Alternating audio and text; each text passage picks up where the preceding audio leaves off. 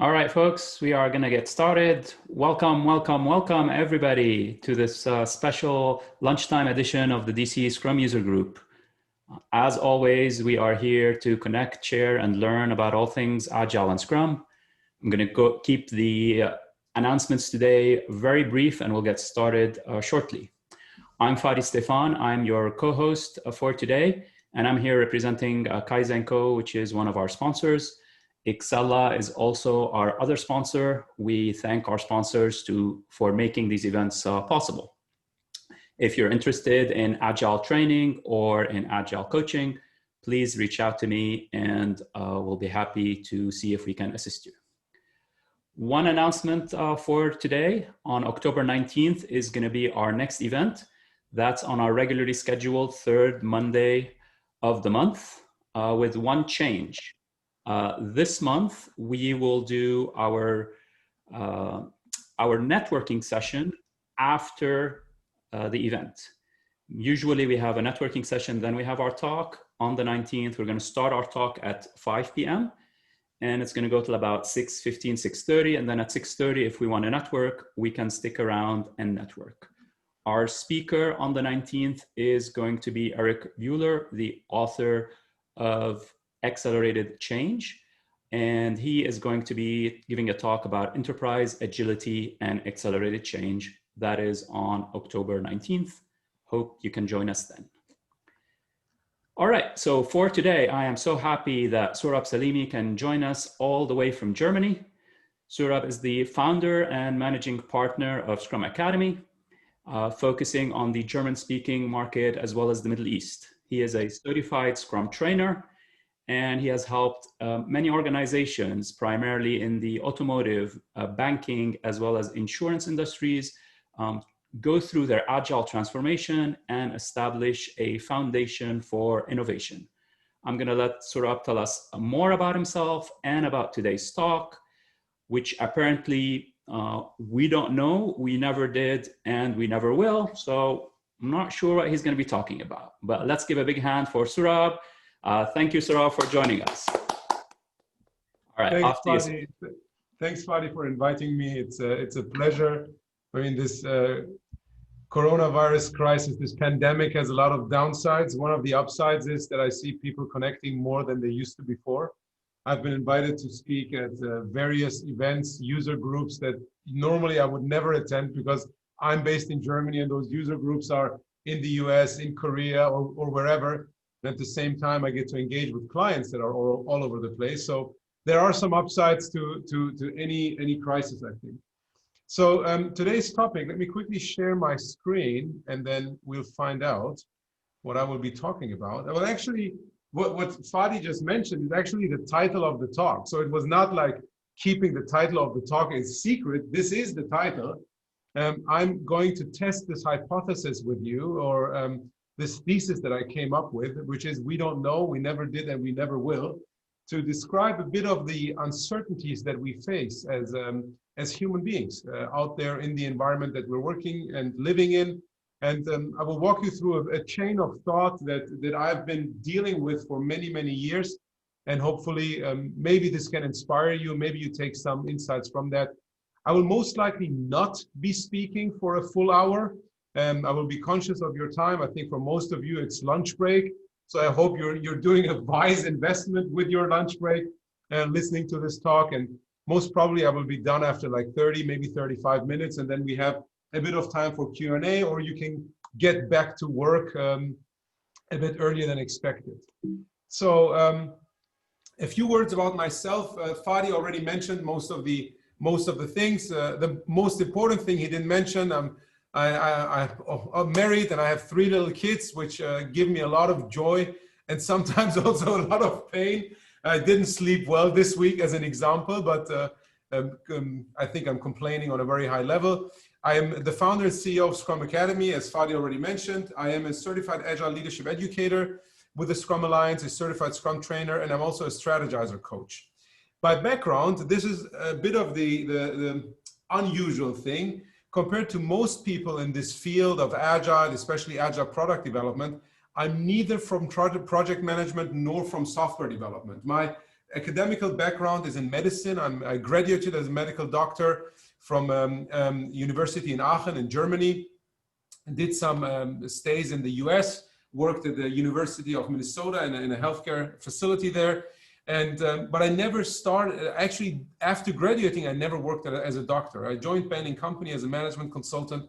And from there onwards, I started my own companies, ultimately leading to working a lot in the agile space. And based on being a medical doctor, I do a lot of work also in the pharmaceutical and medical devices industries, which is very interesting. In addition to that, this is now my last year as a board member of the Scrum Alliance. I've served them for 3 years, and I will end it at the end of this year to be a bit more focused on my family and also my own business. One thing that I always teach or tell my students at the beginning is I'm never here to teach. The reason I'm here is to make people think, and I really hope the thoughts that are in my mind inspire you to think about scenarios differently. Maybe they help you solve some problems that you have, but it's not about me teaching you what to do. It's more about helping all of us, and you inspire me as well to think about things in a bit different ways. So why are we here? My thesis is there's not much stuff that we actually know. And I've been dealing with this problem for many years. So I grew up in a household after moving to Germany and taking some time to basically get settled.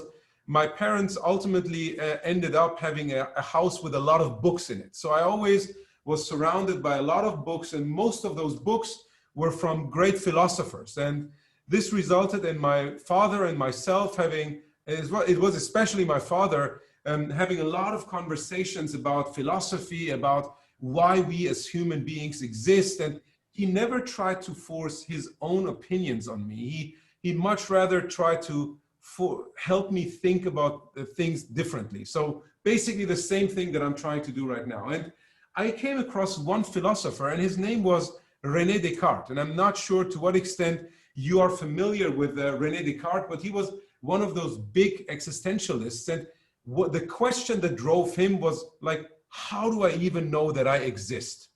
And ultimately he came to the point, so there was a long chain of thought, and ultimately he came to the point, it was like, I think, therefore I am, cogito ergo sum in Latin. And this was his way of knowing, okay, I at least know that I exist. But most of the other things around us, we don't know. So starting out with this as a 12, 13, I don't remember exactly how old I was, this was stuck in my brain. And I always thought, like, what do we actually know? What are the things that we know, and what are the things that we assume? And later in school, I had a big interest in science, especially in natural science and also in mathematics. And the reason I later figured this out for myself was that in mathematics, for example, you had a lot of certainty. Once you understood a topic, you could prove things to be right or wrong. And when we talk about that in mathematics, we have so-called theorems. And any theorem is a non-self-evident statement that has been proven to be true, right? There are many ways to prove those theorems, but after we prove them, we know them to be true. For example, most of you are familiar, I guess, with the Pythagorean Theorem, being a to the power of 2 plus b to the power of 2 equaling c to the power of 2. And this one has at least 370 known proofs, at least according to Wikipedia. So if there is something with 370 known proofs in a mathematical way, you could say, quod erat demonstrandum, what I wanted to basically prove, and that makes it some kind of a fact, that makes it true. Now, if we look at the next type of science, which is then natural science, we see that there are scientific laws, like Newton's law on gravitation, and a lot of laws about how gases act, and like even in medicine, we use a lot of these scientific laws. The interesting thing, though, is these scientific laws, they apply under the same conditions. Right?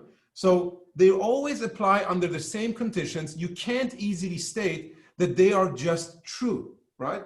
Under the same conditions, they are true. But once you change those conditions, a lot of these laws also need to be adapted. It's this, That happens with gravitation, that happens with a lot of other things. The moment we change the conditions, the moment we expand those conditions, a lot of the existing laws are not true anymore and they need to be adapted. And sometimes it takes us a long time to figure out the next type of law that would then apply under that specific condition. So these are scientific laws in physics, in chemistry, to some extent in biology, and also medicine. But if we look at the next group of science, which is then the social science, we see that those social science models, be it like the Tuckman model when we think about how teams act, or a lot of other things, those models, they describe general trends or expected behaviors rather than being absolutes.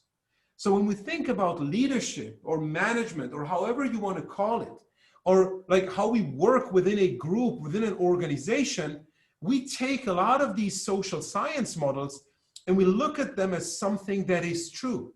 Whereas the reality is all of these social science models only describe general trends.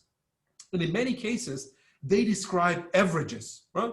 And this means they're not necessarily true. They can give us direction, but it's not necessarily, they can't predict the outcome of any situation. It's not the same as with scientific laws. And even with scientific laws, they were only true under the same conditions. So always keep those things in mind. So when we think about these things, it's very normal when we see situations like this. Everyone who is a parent, I'm sure you have experienced this, right? You're going with your kid, you're going shopping, groceries, you're going through an aisle, and suddenly they start screaming. Or they're at home playing, and suddenly they start crying.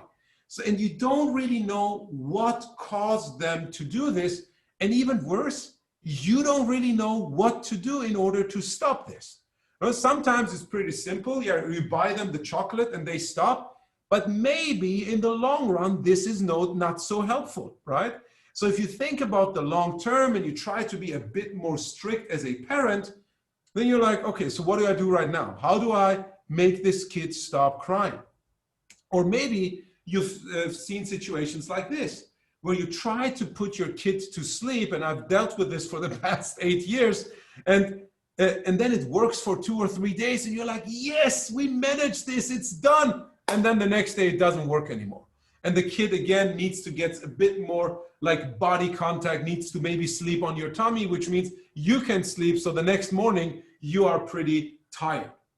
And with these situations, like looking at the kids, parental advice, etc., there are thousands of books, maybe even more, with X steps you need to take to achieve Y. And if you just look, it took me like 2 minutes on Amazon.com this morning. Well, it was like putting babies to sleep, and immediately you find like clean sleep, my baby can sleep, or baby sleep training in 7 days, or the baby sleep solution, all of those things where you think that these things will definitely solve your problems. You read the books, you're like, oh yeah, that's easy, let's do this. And then it maybe works, and in most cases it doesn't work. So why is this the case? Now, in the world of Agile, and I'm quickly going to stop the presentation because I want to show you something in the back that I have. Don't worry about the terms here. I didn't manage to create an English-speaking chart. This is in German, so the x-axis, the horizontal axis says what uncertainty, and the vertical axis, the y-axis, says how uncertainty. Those of you who are familiar with the Stacy diagram, that's basically it, right? And we always say, if we have these types of, if we have this diagram, we can look at 4 different domains of work. At the bottom left, we have the simple domain, very little, if not zero uncertainty in terms of what to do and how to do it. And then we have the complicated domain with a bit more uncertainty. And then we have the complex and the chaos domain. And most trainers that I know, including myself, we usually say this, in this domain, what I've colored blue, you can apply so-called defined process control, which is the traditional way of managing a project where at the beginning, you can define or fix the scope of the project in detail, the time that you will need, and the budget that is going to be needed to basically deliver that scope. And we all say, yeah, you can do this. And the moment you get to complex or chaos with the amount of uncertainty being much higher, You can't do that, right? You can't predefine everything. You need to follow a more empirical approach where you can still probably fix time and budget, but you need to have variability on the scope. And you replace that detailed scope from here with a vision. And I always add the quote from Jeff Bezos, the founder of Amazon: be stubborn on the vision, but flexible on the details, right? And it makes sense. And what you try to do through trial and error, inspect and adapt, or an incremental iterative approach like Scrum, is to systematically and frequently reduce uncertainty. That's basically what we teach. Now, the thing is, I believe with the what uncertainty, which is the products and services that we're going to build, and the how uncertainty, which is like the technology that we're going to use, but also the process, we are not capturing all the different uncertainties. There is so much more when you want to categorize work and domains of work than just looking at what is going to be built and how you're going to build it from a technical perspective. And I think it's those uncertainties that ultimately drive most projects, independent from the industry, be it like construction projects, be it software projects, be it cars, airplanes, whatever, those projects consistently not delivering in scope, in time, and in budget. Now let's look at some of those environmental factors. So number one, what we're missing is the human factor. I think we're not taking into account how human being behavior, or the behavior of humans, is not predictable. I mean, when this global pandemic started, I would have guessed people would buy masks. And yes, rightfully. But who would have guessed that for a virus that does not result in diarrhea, people will start hoarding toilet paper? And not in one place, and not just one human being. Everyone all over the world, people were fighting over toilet paper. Why? If this virus would cause diarrhea, I would get it. But there was no symptom related to a higher use of toilet paper, right? So why were people doing this? And in Germany, it was especially bad. If you went to the supermarket, two things were missing: noodles and toilet paper. And there were a lot of like jokes out there in Germany, like people are just sitting in their toilet paper caves and eating noodles. Right? So this human factor is very unpredictable, right? We can't predict how humans are going to react to certain situations. And we also can't predict how humans are going to collaborate. We can be down, we can be worse in our predictions. We could be too good in our predictions, which makes it ultimately very difficult to set like a scope, time, especially in budget, when you have projects that require multiple people to work together. And the more complex the scenario, the situation is of those people working together, actually it becomes less and less predictable. So if everyone is part of the same organization, and you could say to some extent incentives are aligned, probably collaboration is going to be easier. Now, if you have one of those large projects where you have different vendors participating in their organizations that usually compete with each other, now working for the same client, and you ask them to collaborate, it's going to be difficult because the incentives are also not aligned. So all of those things add. The human factor, I think we're completely underestimating when we look at this Stacy diagram with the what uncertainty and the how uncertainty. The other piece, and I'm now showing you a picture of my beautiful hometown, Cologne. That's the cathedral, the dome, which was created over a period of, I think, more than 200 years. And it's always been under construction since. But the point that I want to make here is the environment itself. So during the Second World War, Cologne was one of the cities that was bombarded the most. So a lot of bombs were thrown over the city of Cologne. Now, many buildings were destroyed, etc. But many bombs went into the earth or the ground, and they never exploded. And the consequence of that was the following. Ever since, so for the past 70, 80 years, and every time more or less where you have a big construction project, be it like an underground project, be it like a big new building, whatever, it happens more or less every time that suddenly they find a new bomb. Now you can imagine, you can't just go and build a building on top of that bomb. You need to first take care of that bomb. And it takes a lot of time to remove that bomb. But would you guess that people, when they make the planning, right, this detailed scope for those construction projects, take into account that there could be a bomb and factor that in the time and the budget needed in order to drive or deliver that project? They never do, right? Who would in the world would assume that there's a bomb every time you start a construction project?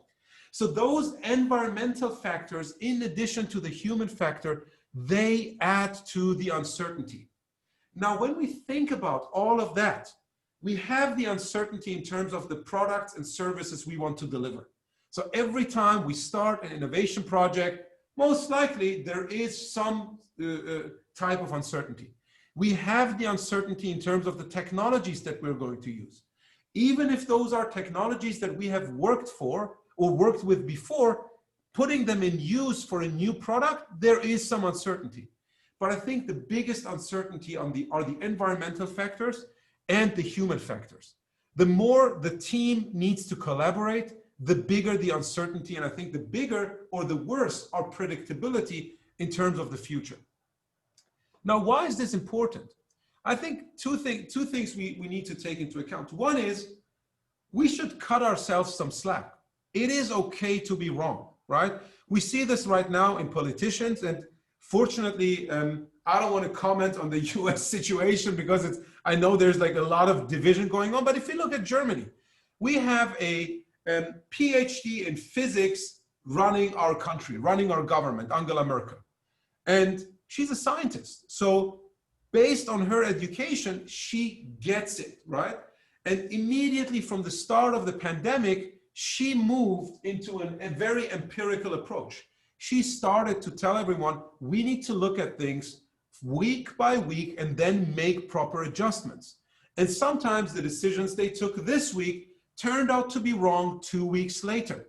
So it is right to be wrong. It is okay to be wrong as long as we are inspecting and adapting, right? As long as we have a process in place that helps us understand whether we're taking the right decisions or not, and then respond accordingly, it is okay if we are wrong, if we make assumptions, as long as we validate them. The other point is, it is still okay to believe in things, right? I don't want to make an argument that everything should be science, but at the same time, we need to be very, very careful to not mix beliefs and knowledge, right? And even if you think about knowledge, we started with philosophy, then we went to math, then we went to natural science, and then we went to social science. Knowledge in each of those fields is different, right? Some of that is proven, some of it is not. And we also should not mix opinion with facts. And I think in a world where more and more information is being thrown at us, be it at work or be it at home, in our private life, we need to be very conscious about this. And I always looked at agility as this key here, this empirical approach, this search for knowing stuff, this constant reduction of uncertainty. And I think if we consider ourselves as agilists, right? Maybe some of you don't, and that's also okay, but I always urge every agilist to try to become a promoter for this. Try to become a promoter, not for a specific framework, but first of all, for embracing uncertainty. It is okay to be uncertain, and then promoting tools and techniques that help us systematically and frequently reduce that uncertainty. So I have a final thing then to close with. Now, when we look at all of this uncertainty, there are many, many stories in the business world right now as a result of this pandemic. Many organizations have been hit.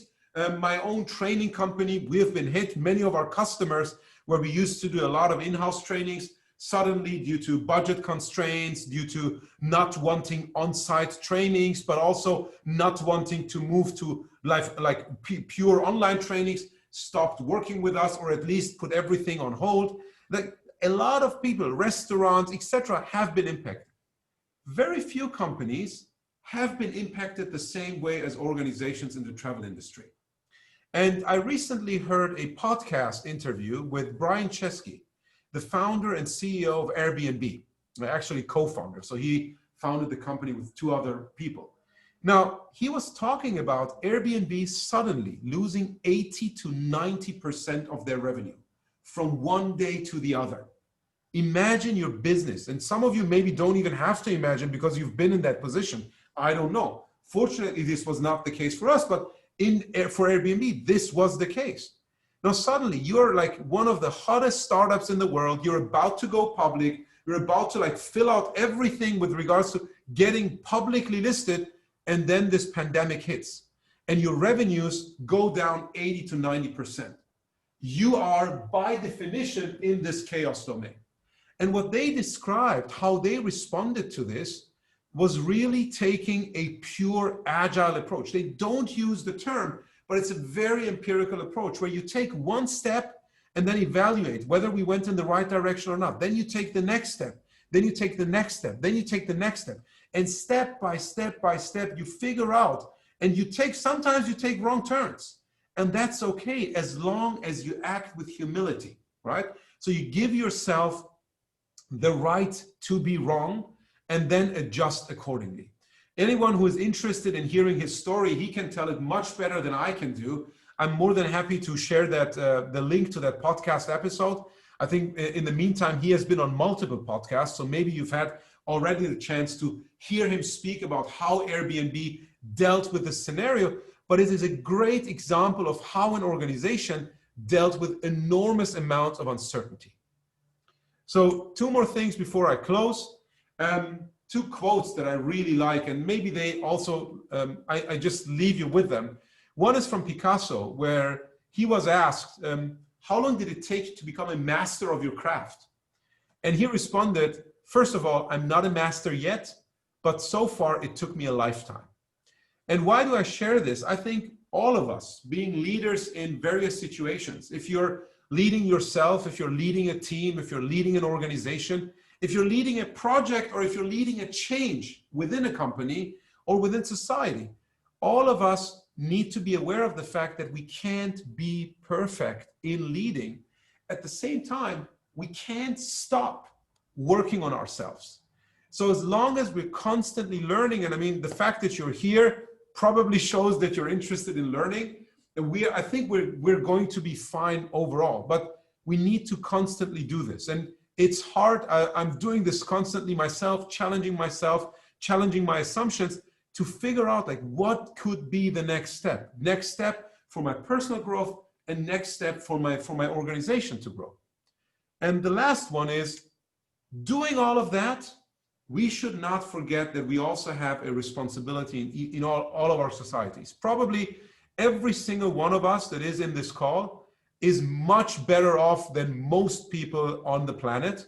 So I think it is our duty to some extent to try to think how we can make other people's lives better. And yeah, so with this I close. That was my hypothesis.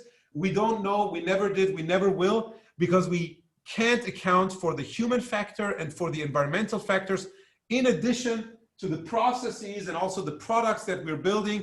So I'm a big advocate of following an empirical approach, and it was a pleasure presenting here. As mentioned, I finish after around 30 minutes, which gives us plenty of time to take questions or get back to our lives. Fantastic. Thanks a lot, Sohrab. Excellent. All right, folks, we'll open it up for questions. Just unmute and take this opportunity to follow up with Sohrab if you have any questions.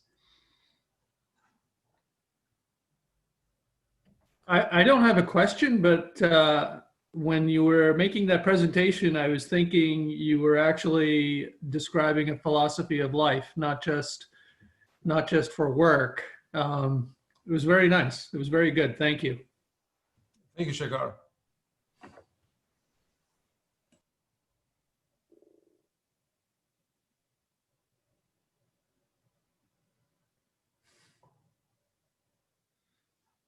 So I'll ask, sorry, go ahead. I'm sorry. I just want to thank you for presenting this. This is really good. It's good common sense, and I like the way it was presented.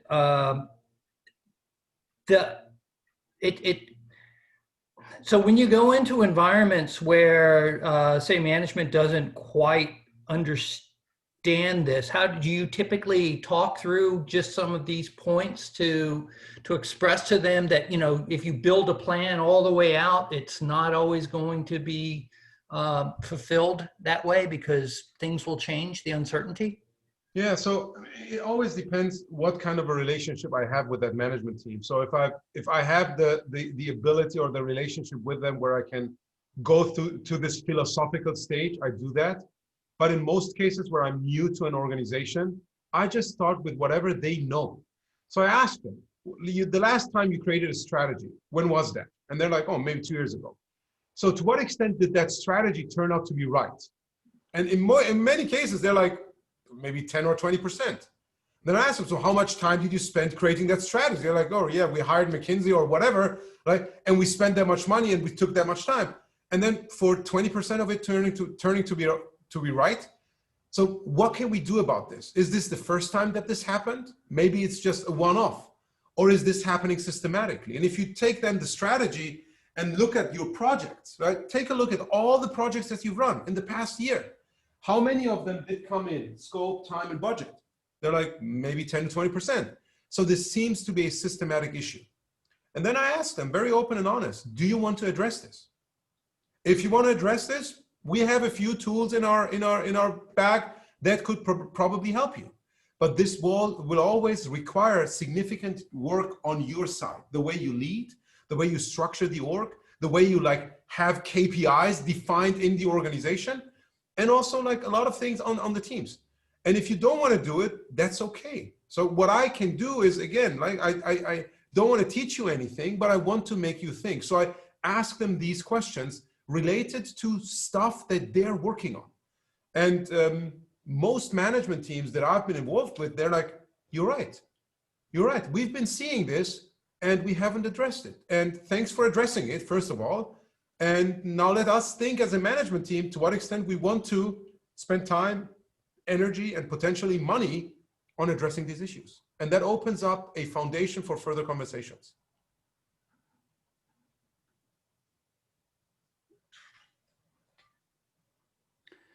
Sohrab, I was going to ask, you talked about the what and the how, and then you added that, you know, a lot of it is about the people and how they're going to work together.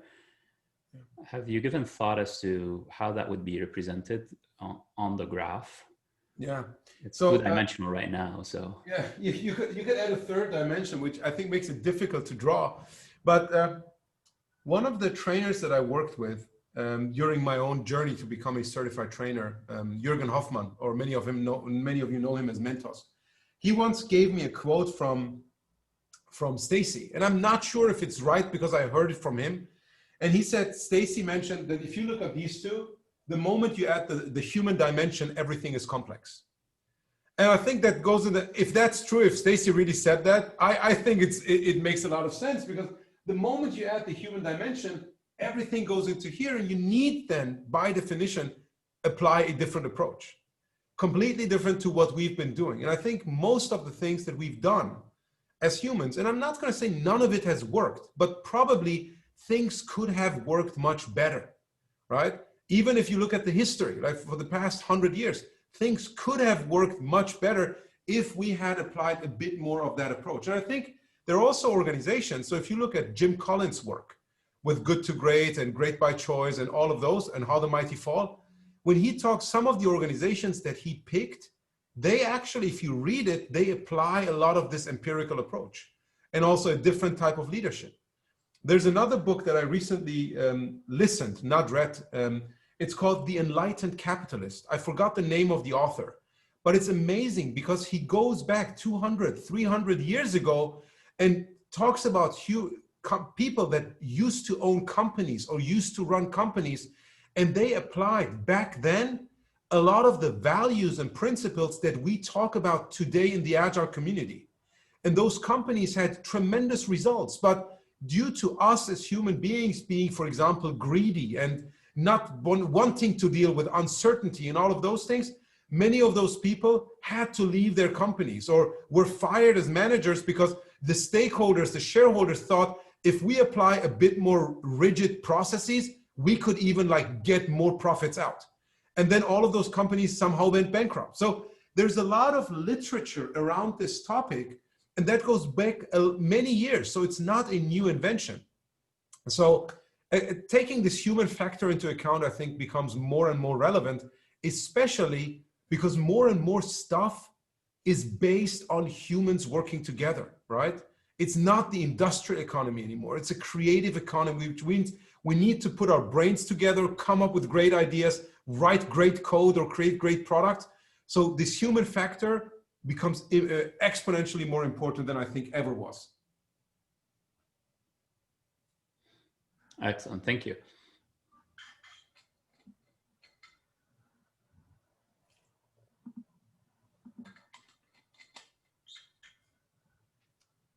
So if there are no more questions, I think that's fine.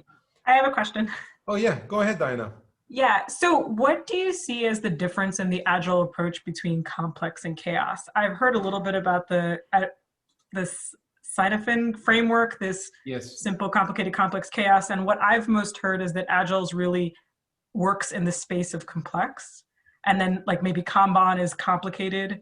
And so I was just trying to understand from your perspective, what is the differences in agile for you between complex and chaos? Yeah.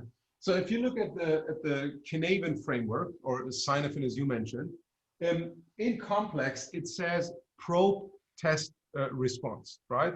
So you do a little test, an experiment, and then you get a response, and then you take the next step. Whereas in chaos, it says act, sense, response. So I always bring up as I'm a medical doctor, still by training, maybe 20 years later, I won't call me a medical doctor anymore, but I always bring up this medical example. If you have a patient and that patient has a cancer, you would just go and not maybe do the big operation, you do a probe, you send it to a pathologist, they take a look at it, and then you do a response, right? Whereas if you're a medical doctor and you're working in an ER and somebody comes in with a gunshot wound, you're not going to take a probe. You're just going to do whatever it takes to stop the bleeding. So I think the intensity with what we do initially, that's the big difference between complex and chaos. And there are no, I mean, it's all gray, right? There is no clear point where you're like, oh, this is chaos and this is complex.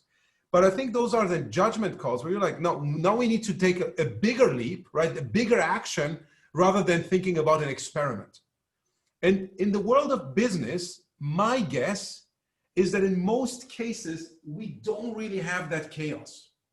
And this is actually something that I've been working on with my own coach.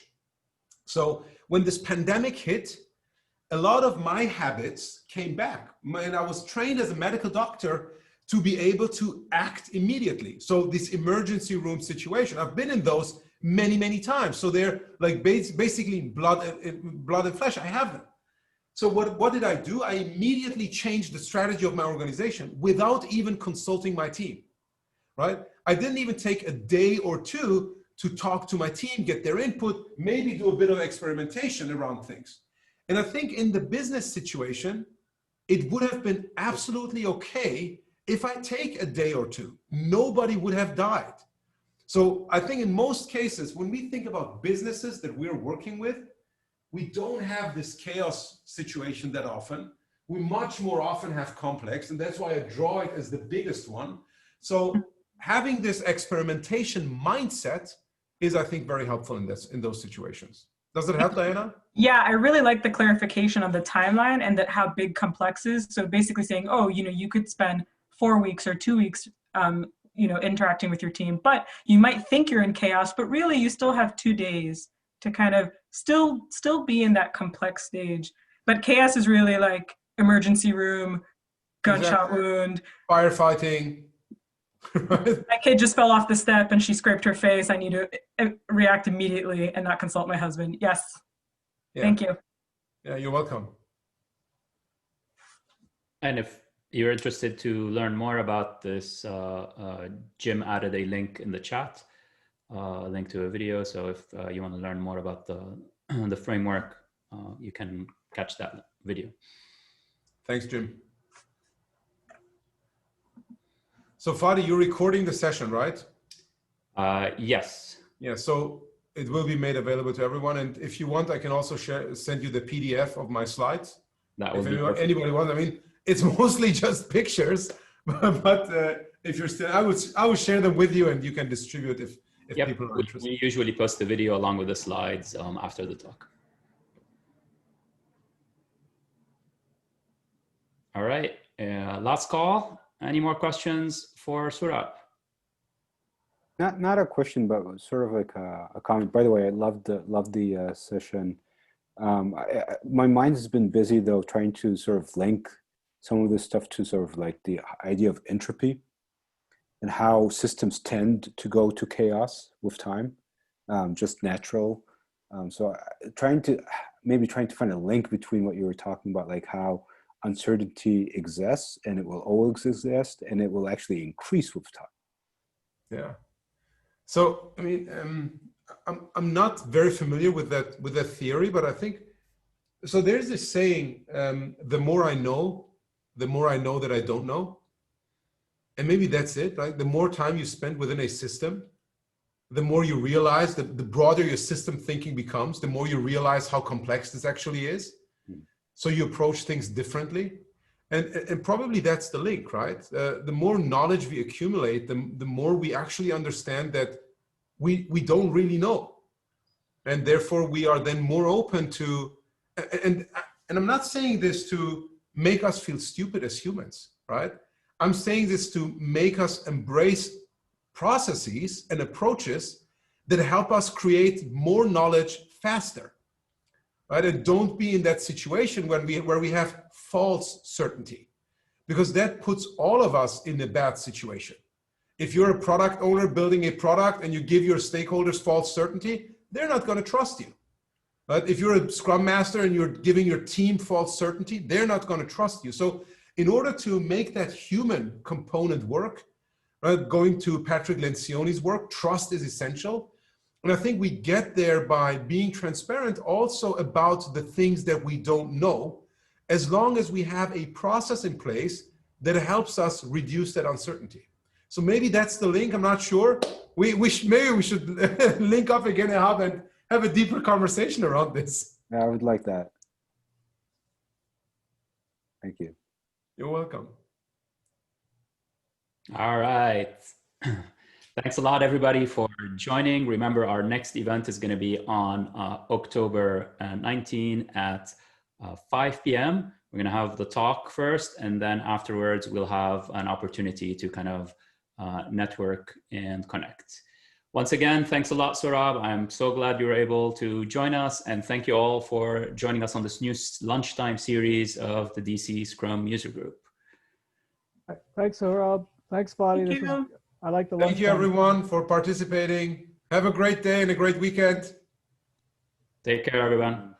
Bye.